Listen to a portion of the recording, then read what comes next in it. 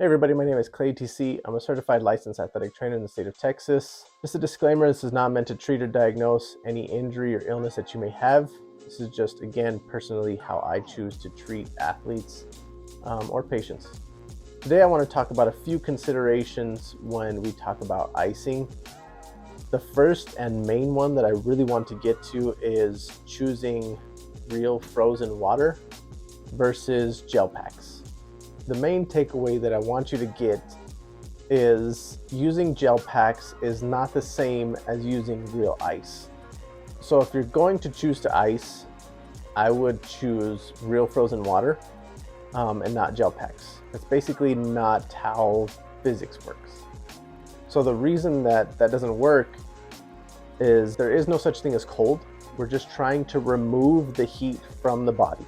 So the heat moves from the body into the ice, and the ice absorbs the heat and thus melts. So that's basic physics, right?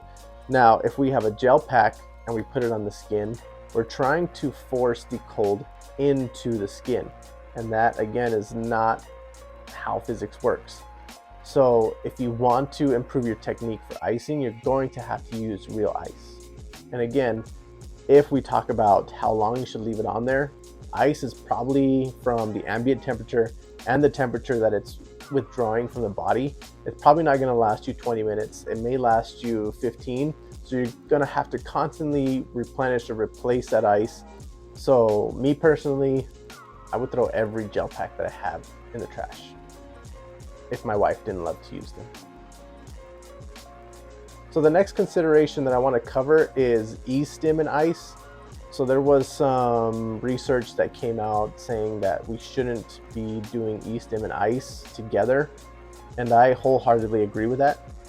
So one of the contraindications for using ice is the lack of sensation. So a contraindication is a reason that we should not be using ice, and there's a whole host of them. There's indications why we should use them and contraindications why we shouldn't use it. And lack of sensation is a contraindication. If you can't feel the body parts, then why am I going to place ice on said body part? Now, yes, I am guilty of doing the same thing, but it's not a cure and it's not an end game for treatment.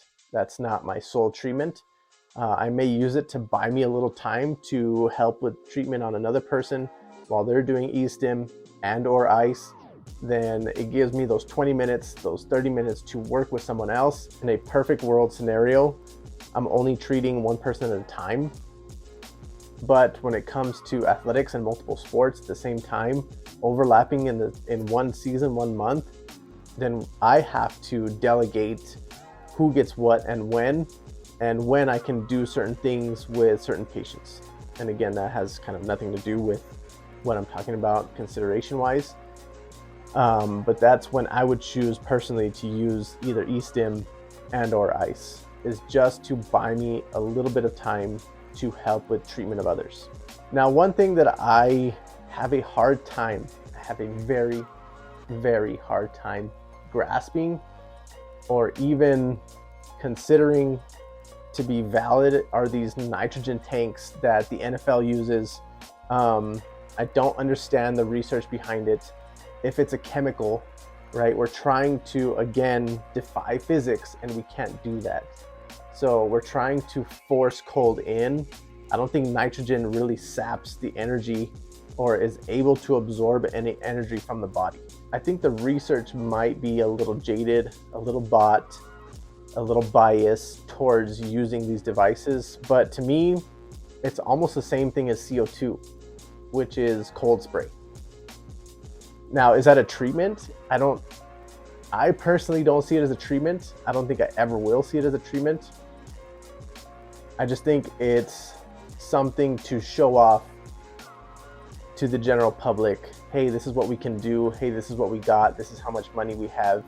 And this is how we tend to treat our athletes, when that may not be best practice. Now, again, I could be wrong. And there could be a lot of research for this, but I still have a hard time with it. Now, the last thing I want to talk about is ice baths. There is a lot of research regarding ice baths. I don't tend to believe in ice baths.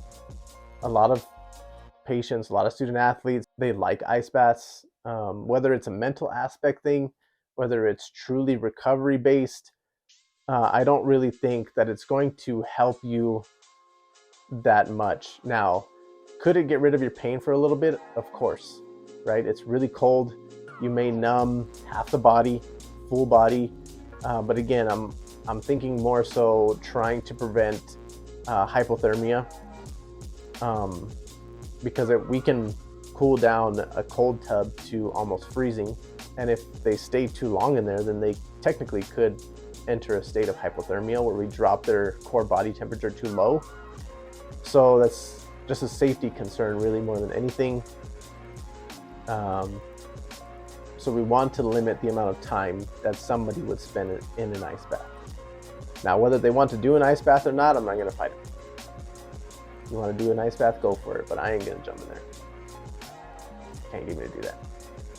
No way.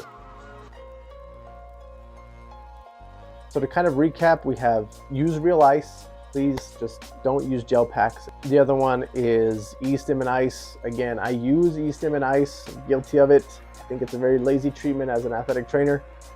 But I do use it to help me pacify the time so I can treat other people or take care of other things while they're doing that. And then I can focus my attention on that person.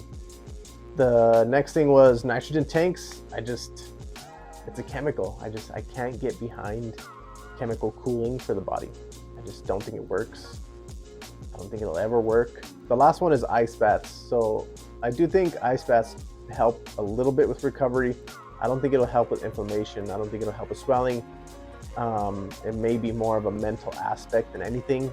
Like if I can get through a 15-minute, 50-degree ice tub, then the pains, the aches that I have probably don't hurt as bad as I think they do.